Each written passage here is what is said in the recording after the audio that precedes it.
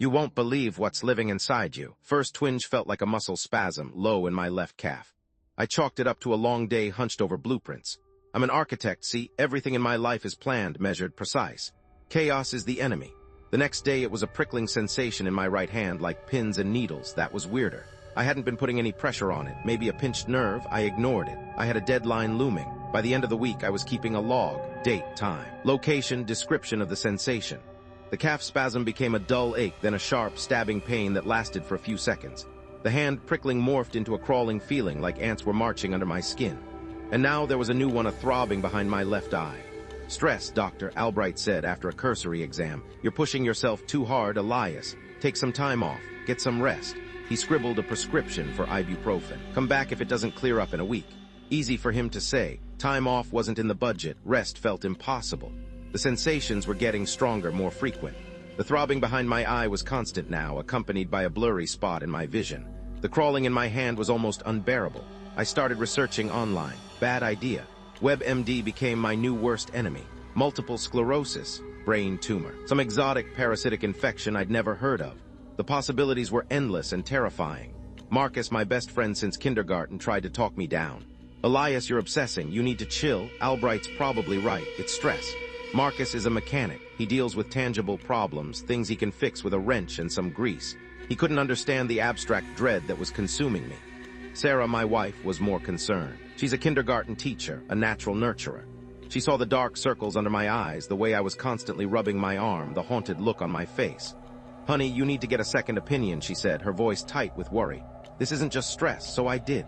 I found Dr. Vivian Holloway, an infectious disease specialist at a nearby clinic. She was young, maybe early 30s, but sharp. She listened intently as I described my symptoms, her expression unreadable.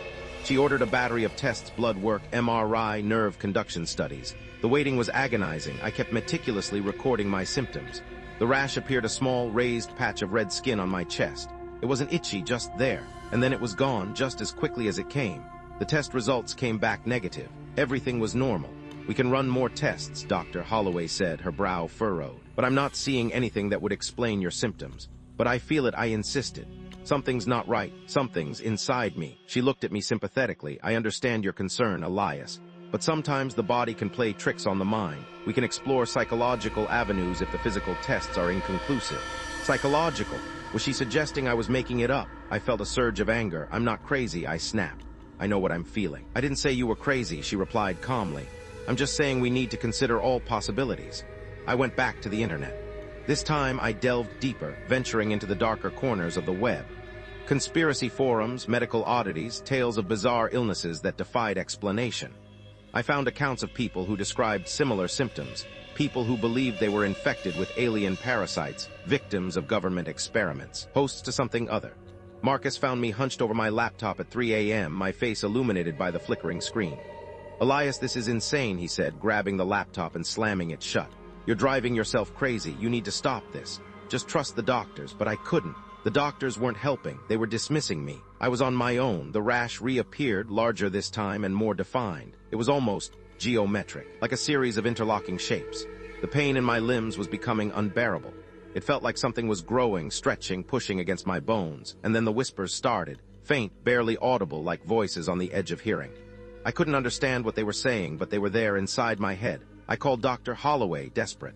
I need help, I pleaded. Please, something's happening to me. She agreed to see me again. She seemed more concerned this time. Her initial skepticism replaced with a flicker of genuine unease.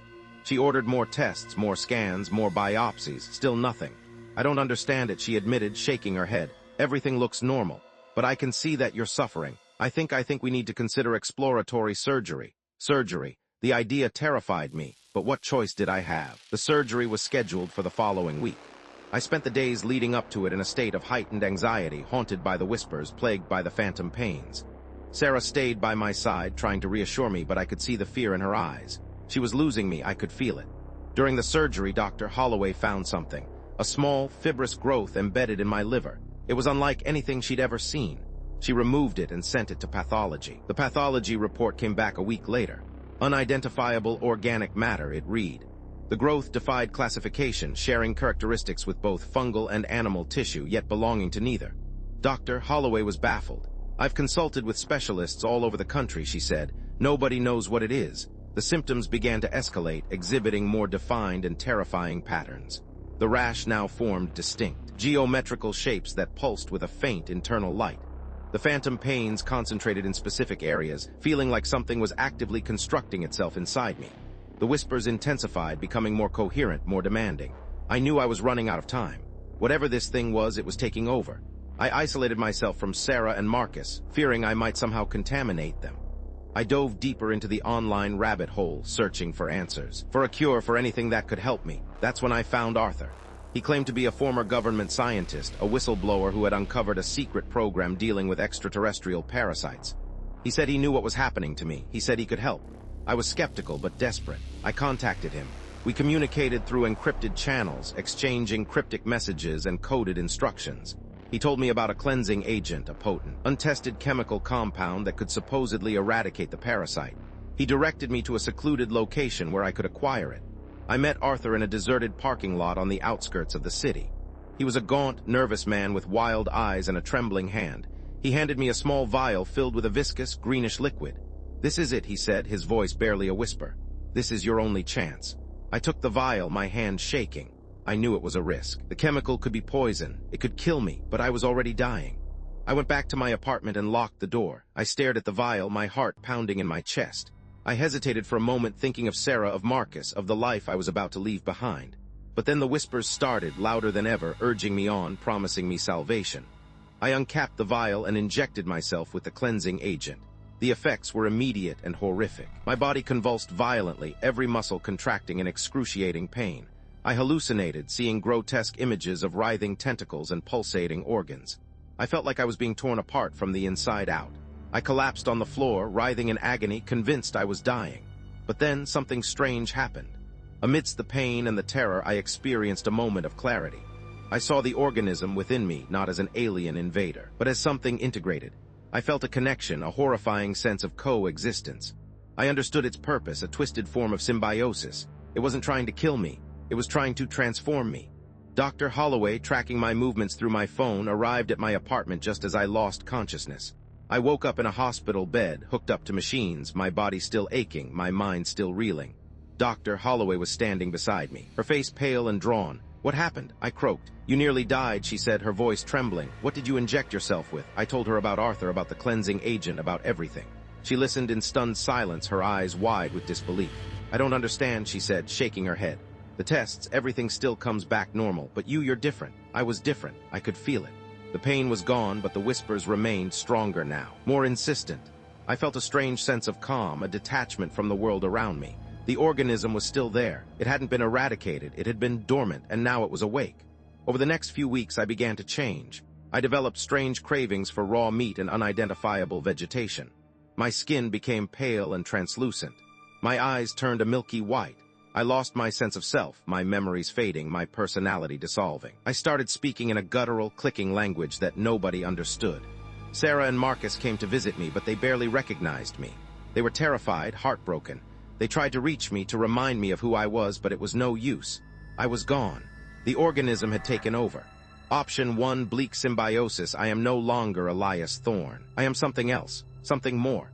I am moved to a specialized research facility where I am studied, dissected, and analyzed.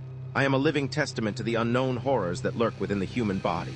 I sit in my sterile room, eyes vacant, whispering in the alien language, my transformation complete. I am the future. I am the end. Option 2, self-destruction. In a moment of lucidity, I realized the only way to stop the organism was to destroy myself. I managed to escape the hospital and return to my meticulously organized apartment. I splashed gasoline around the room, soaking everything I had ever owned, everything that had ever defined me. In a final act of defiance, I lit a match. As the flames engulfed me, I experienced a moment of peace, knowing I had prevented the organism from spreading.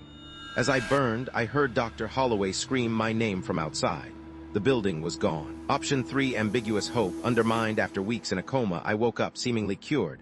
The symptoms were gone, the test results were normal. I returned home, reunited with Sarah and Marcus. But I couldn't shake the feeling that something was missing. I had lost a part of myself, a vital connection to the world. I caught glimpses of strange shapes in my peripheral vision, heard faint whispers when I was alone.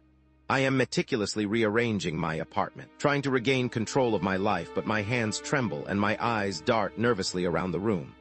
I am forever changed, forever haunted by the memory of what lived inside me, never quite sure if it's truly gone. Is it ever? The whispers started again.